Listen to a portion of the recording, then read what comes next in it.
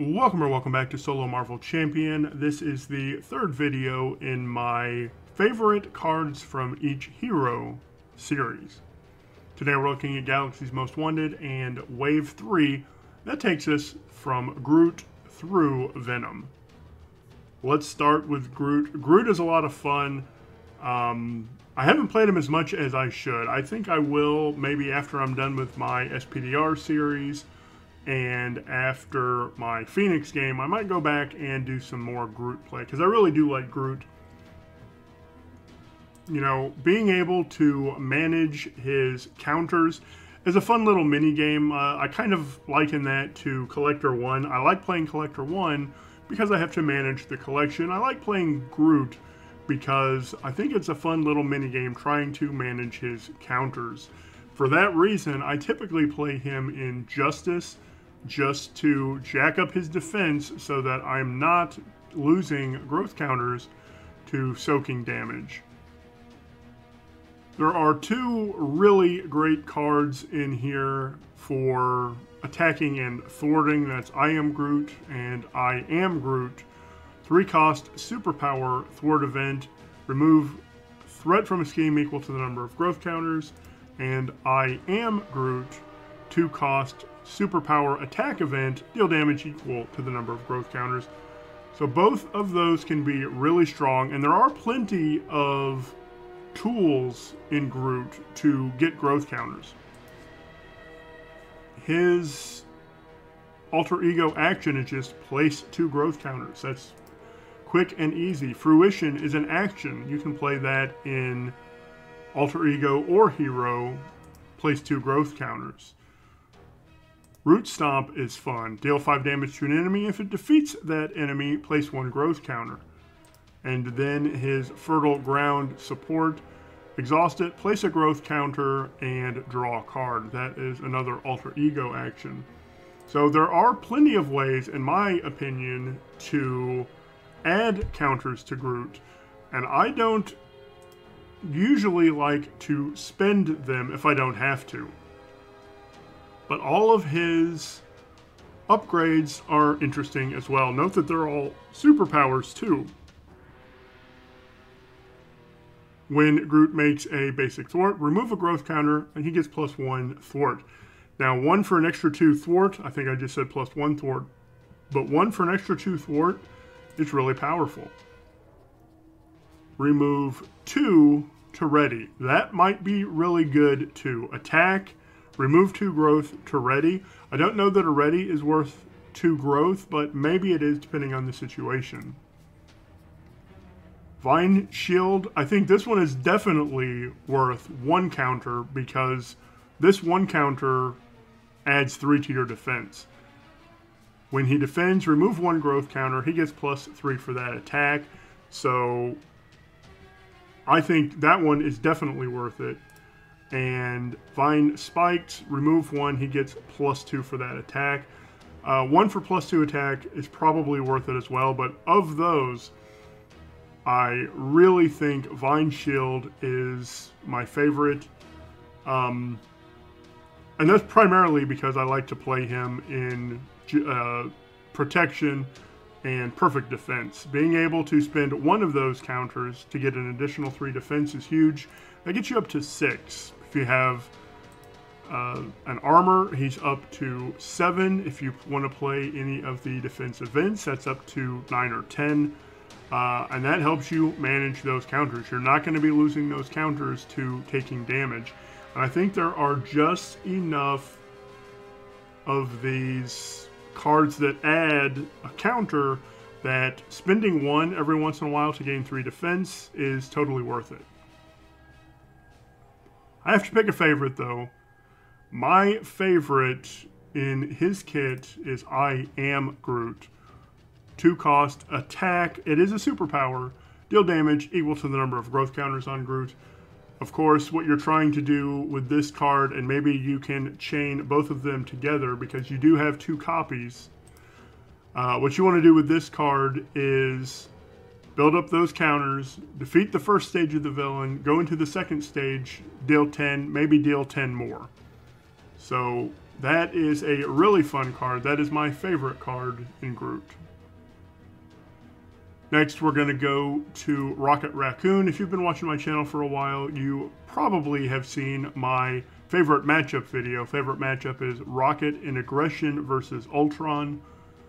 And that is, for me, because of this card.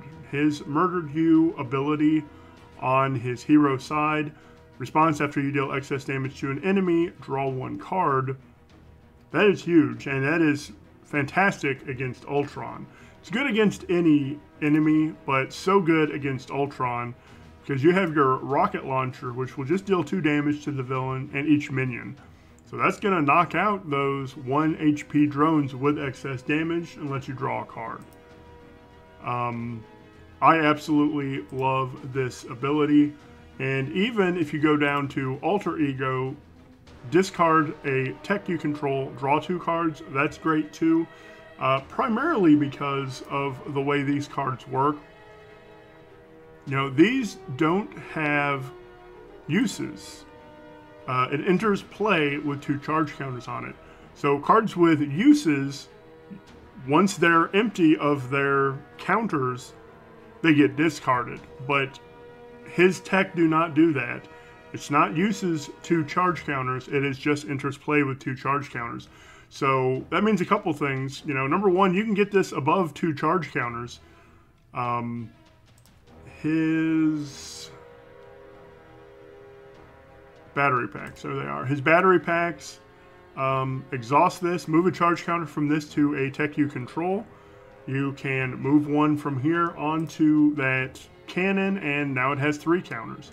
The second thing is, this can be empty. It can have 0 counters on it and stay in play.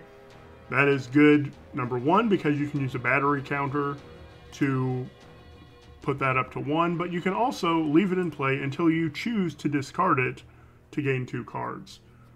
Rocket is a lot of fun to play. I think he's one of those heroes you have to be a little more technically proficient to play, but that doesn't make him any less fun.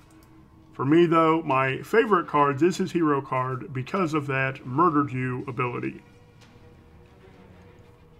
Next, we're going to go on to Star-Lord. Star-Lord is just the rush hero. Lots of risk reward. You know, you can play a card for 3 less by giving yourself a face down encounter card. And then he has several cards which key off of how many face down encounter cards you have. My favorite for him, though, is Daring Escape. I do like a ready. Now, readying Star-Lord isn't fantastic. He's got a 2 thwart to attack. But what makes it so good is you get the ready and you get an additional face down encounter card. So that's going to make your sliding shot even better, right? Deal 5, deal 2 for each additional, or 2 additional for each face down encounter card you have. So maybe attack for 2, ready and draw a card, so this card just is getting replaced. Get another face down card, attack for 2 again, and then do your sliding shot. That's minimum 7, 11 damage with a sliding shot. So that's a lot of fun. My favorite is Daring Escape. Next, we're going to come to Gamora. I've actually already talked about Gamora's card in another video, and it keys off of these 2 abilities. Finesse, after you play an attack event, remove a threat from a scheme. Precision, after you play a thwart event, deal 1 damage to an enemy. There just happens to be a card that is attack, defense, and thwart, and that is Cross Counter. This is my favorite card. When you would take any amount of damage, prevent 3 of that, deal 1 damage to an enemy, and since it's an attack event, you're also going to remove 1 threat from a scheme, remove 1 threat from a scheme, and since it is also a thwart event, you're going to get to deal an additional damage to an enemy. And you can split that up. So you can deal 1 to one enemy, 1 to another, remove a threat from one scheme, remove a threat from another. Cross Counter is such a cool card, and my favorite by a landslide in Gamora. Next, we're going to come to Drax. I really like Drax. You know, this one attack is meaningless because every time the villain attacks you, you're going to get +1 attack. And if you have +3 attacks, you know, 3 vengeance counters, you get to draw a card as well. Who doesn't love drawing cards in this game, especially when you only have a hand size of 4? So my favorite card for Drax, where did it go? Dwightheat Mastery. You love getting cards, so why not get one also when you make a basic attack? After Drax makes a basic attack, draw 1 card. This card is so cool, especially when you're attacking for 4 and you get a card on top of that. This is a card that I think there should be something similar to this in Hulk. I just really love Dwightheat Mastery. Very good card. We're going to finish up with Venom. I'm going to be honest, I always forget that he is a Guardian.